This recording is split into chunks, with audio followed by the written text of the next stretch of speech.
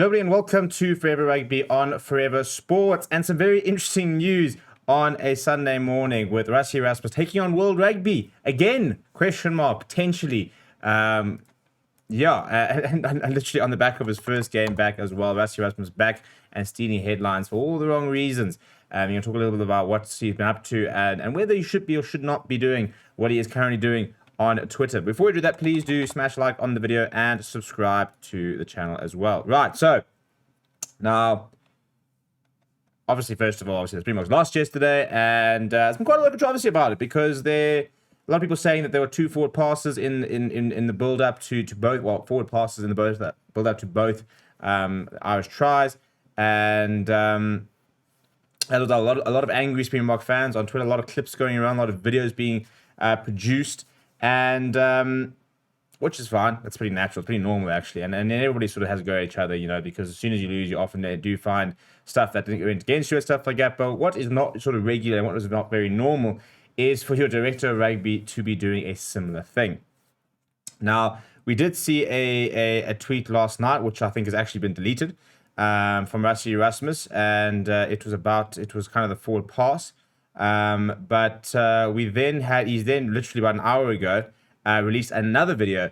So the video last night that he posted was that sort of Finley Beelum can he sort of pass, which I wanted to have looked at. Whether there's a lot of debate about whether it's forward or whether not. It's pretty marginal. You're not. And the sad thing is that just because you sit there saying that maybe the call might not be wrong, it doesn't necessarily mean that you are slamming the officials or that you're saying that they're useless. But I think, it's about sort of finding that balance of when to, for example, use TMO. Because I think in a normal instance, I was just surprised that it wasn't looked at. And if you go back and you look at it and you decide it's fine, then that's fine. I can get over it. I can move on. But obviously somebody you can't move on is RASSIE ERASMUS. So he did put a video out about that last night. But then he then put out a video, and this was about an hour ago, and it's a comparison, and very, very pointed video, because it's a comparison about two different rucks. The first one being that when Ireland seemingly kicked the ball through, looked like it was Dan Sheehan, and they did turn over the ball, and that was just moments before the then alleged forward pass, and before Ireland went on to score. Now, the reason that he's put that video out is that if we then go and look at the further on sort of the video and stuff like that, later on in the game, the Springboks were actually penalised really in a pretty clutch moment of the game. In fact, about 78 minutes. And he actually pauses it. And we sort of see Franco Mostert being penalised for kicking the ball at the ruck, which is basically what RASSIE ERASMUS is saying is the same thing that happened to Dan Sheehan. So look, you look, and the sad thing is, and well, not the sad thing is, but the usual thing is, when he puts these videos out, he's correct. Like when it's very rare that the videos that do come out are calls that were correct, so there are errors. Now, the biggest sort of issue and the sort of the main sort of point, and that's kind of the debate, is that obviously the fact that we know that referees will not always get it right. So there has to be a margin of error.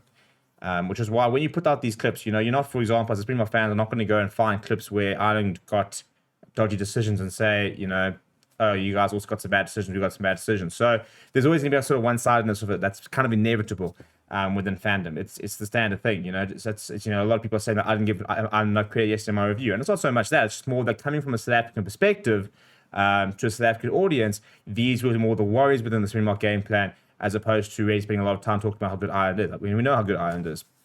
It's just more sort of relevant to where you're coming from. So, if you are a Manchester United channel, for example, you're going to be sort of covering from a Manchester United perspective. Same thing as a Springbok fan. Whilst there is always going to be some sort of element of neutrality, and you have to be able to give credit where credit's due, you are going to dissect your team far more than you're going to do the other team. And I think, clips like this, it's murky, isn't it? It's very murky to have the director of rugby putting out these clips in his first match back after getting the ban. And it's pretty audacious by RASSIE ERASMUS. It's very much I don't give a shit type attitude. But I think he does get a bit muddy. It's a bit.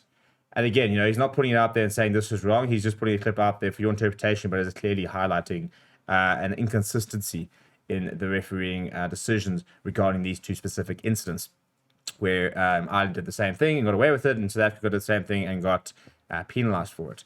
So it's an interesting sort of thing, because obviously this is going to play on the psyche of whoever's refereeing this weekend. the fact that they do know that, they are going to be up to some serious criticism and up to scrutiny. And some people are saying that, RASSIE ERASMUS does this to find favor. And I think a lot of the South African Twitter, to be fair, are not actually particularly happy about this video coming out, saying that they would like to see far more, effort being put into team selection and tactics rather than putting up videos on YouTube. So I think he is losing a little bit of support from a South African perspective in terms of the videos he's putting out. I think South African fans, I think a lot of them are also, some of them obviously, we talk about the ref every single weekend. I hate talking about the referees. I think it's a waste of my time. I think it's a waste of energy, unless it's like Bryce Lawrence bad.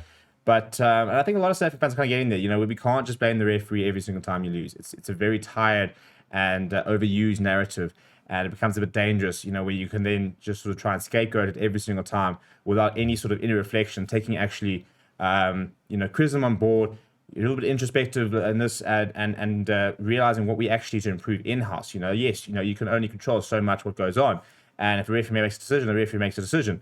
But for me, time is so much more better suited, fixing what you can control. That old saying of control the controllables, very much relevant, I think, in this whole sort of situation. So I'm interested to see what everybody else thinks. What do you guys think down in the comments below? Do you think that he's in his rights to be putting out these videos? Do you not like it? Where do you guys sit? I do think that we are in a sort of situation where it's very much taboo to criticize referees, and I think that there needs to be a bit more transparency regarding the review system that referees go through in terms of performance review and stuff like that. I think that's a big issue. We don't understand if there is or not.